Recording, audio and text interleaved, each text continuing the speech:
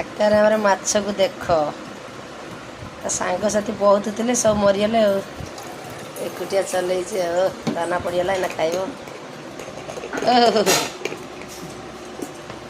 ଇଏ କହିବ ମୁଁ ସମସ୍ତଙ୍କଠାରୁ ଅଧିକା ଖାଇବି ଯେତେବେଳେ ମାଛ ଥିଲେ ଇଏ କାହାରିକି ଖୁଆଇଦେବନି ଏଇନେ ଏକୁଟିଆ ହେଇଗଲା ଭଲ ହେଲା ତାକୁ ଆଉ ଆସିବ କି ତଳକୁ ଆସିବନି ଆଉ ସେ ଦାନା ତାକୁ ସେ ଉପରୁ ଖାଇସାରିଲେ ଯାଇ ତଳକୁ ଆସିବ।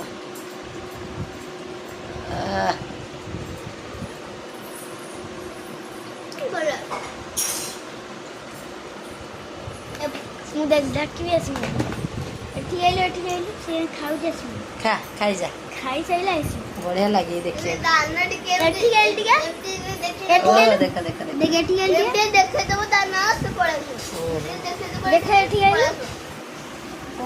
ଦାନା କଣ ହଉ ଡିଷ୍ଟର୍ବ କରନି ସେଥିରେ ଖାଅ।